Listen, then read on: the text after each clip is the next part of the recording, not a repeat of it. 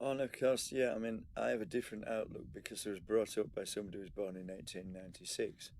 Well, that is true because, well, my mother was married twice, and straight away before he started getting bigoted about not being allowed to divorce, well, the thing was, her first husband was posted to, I think they were posted to France. I know they meant his Spitfire engines, Supermarine Spitfire engines, not Tram Spitfire engines. The Tram Spitfire was named after the Supermarine Spitfire, the aircraft. Yeah, and obviously it's what he saw coming home in the bombers that actually made it home, because some of them were badly shot up, and our bombers, most of our planes had machine guns. The later Spitfires had cannons, not many of them, but cannons on aircraft fire exploding shells, machine guns fire bullets. A lot of the Messerschmitts and German planes had cannons, so the exploding shells would go straight through a hurricane because it was only canvas, it didn't detonate them, and sometimes it would go through the woodwork without detonating. If it went through the fuel tank, it would more than likely detonate on a hurricane as well. But apparently, Spitfires and Hurricanes had self-healing tanks in World War II. They had a thick rubber lining which would seal the hole from a bullet, going straight through the inside one side of the tank and out the other. It would seal that apparently. But whether the exploding shells would explode on impact, I don't know. But well, the thing was, the bombers, they would have a steel back in the gun turret, and that's it. Yeah, they have a steel back in the gun turret, and a steel back in the seat. So if the the exploding shell would go through the gunner and then hit the back of the seat and detonate, or hit the back of the turret and detonate, and they were literally blown to bits. There was just bits in the bottom of the well all over. And how did they get them out? They washed them out with a big hose pipe. That was the only way to do it because they weren't paratonized. There was just tiny bits, fragments and blood. I mean, that might sound appalling, but that is the truth. If you'd seen that day in, day out, and probably multiple times on multiple aircraft, how would you? Wouldn't that change you? I mean, I've seen one of my friends. Well, I didn't actually see his body cut free from the car. I saw him cut free. Saw him cut free from the wreckage. That's what they were doing. I saw a body bag put into a coffin, and that was enough to change me. But then, yeah, if you've seen what my mother's first husband had saying, would you come home from war the same person, and would you be no longer compatible with your wife? So before you get bigoted about whether people should divorce, consider that first. Was there any more to say? I've forgotten because I get upset about things like that. And of course, my mother's brother was killed in World War II, and some, well, how to describe them politely, they've broken in and stolen his war medal. It was just a service medal. They're quite common and worth at 25 pounds at the most. I mean, did you really need to do that? Are you really that desperate for money? No. So if you ask me, you've got some sort of problem because I mean, to me, that medal is worth more to me than as for what it was and what it was for than money can buy it back.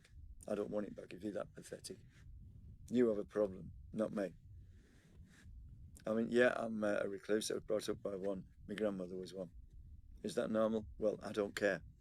So I painted my windows black because people are annoying me out the back. I've covered the front ones so that they don't know whether I'm in or out. It's none of their business. And if they're breaking in here because they're that desperate for cash, well, they aren't actually. They're just probably entertainers who've hung themselves. Because that's the thing. There's mass overproduction in the entertainment industry, isn't there? And most working people haven't the time to worry about watching stuff like that. I mean, when I worked, I virtually came home, had my tea, and went to bed. One of the service jobs I had, stacking 150 tons of sacks a week. I had a first diploma when I got it. Yeah, couldn't get a job, so I had to do that. Yeah, I mean, if you claim benefits and you don't look for work, you're kicked off. You always were. But well, apparently you weren't then. But my mother and father would have kicked me out if I hadn't worked and I had nowhere to go. Because obviously, if I didn't have a job, I'd have no income. Yeah, I might claim benefits, but I was too proud to. Well, is it that I was too proud? Well, actually, it's usually the same thing. Shortage of houses, shortage of rental properties for single person. I mean, I got this because I'm a single person. They're very rare. But I was lucky to get it. But well, yeah, I mean, my dad died. It was the last. I only have one close relative left, and I got some money from his house. But I bought stuff that it's just turned out to be designed by idiots who don't know what they're doing, and most of it doesn't work. and I've spent money on stuff that's mine, well, just as an investment. My car, I'm trying to repair it. It's been vandalised 4 times. I don't know why. I mean, is somebody so insecure they have to do that? Well, they want to see a psychiatrist because they have problems. I mean, yeah, I've had 4 engines vandalised and 3 gearboxes vandalised. Why are they doing it? Someone has a key at the central locking, so I've taken the dashboard out and removed the central locking unit so they can't get in. Now they've vandalised the flipping rubbers on the doors to break in that way. There's no need for it. What have I done to them? I've moved here. I've virtually never come out the house. Yeah, shout and scream at times because I'm upset about my dad dying and stuff like that. Isn't that normal? Well, I don't know. I mean, I've been told moodiness is normal by CPNs, community psychiatric nurse. Well, that's good enough for me because they're doing more work than the psychiatrists and the psychologists and that. Most of the time, the psychiatrists, you never see them. Well, you're lucky if you see them once a year, and that's the thing. When you're in the ward, it's usually they're only in the ward for 15 minutes every 2 weeks. What they're doing the rest of the time, playing golf, probably for 110 or 140 grand a year now. I mean, do they know how much we get on the dole? I don't think they do. Well, yeah, I mean, I heard years ago that a lecturer in the 80s was complaining about being underpaid at 14,000 a year. The students were on £1,500 a year, but they wouldn't now. I mean, somebody's telling me they got £2,000 a month benefits. Well, they've never been on benefits because they don't know what the benefits are.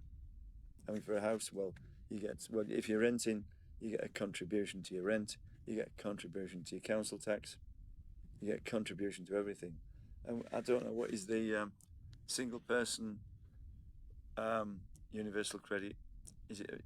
I'm not sure. I am on it, but at a lower rate because I have some savings, but not much. I don't actually know, but there's no way you get £2,000 a month benefits. That's utter bollocks.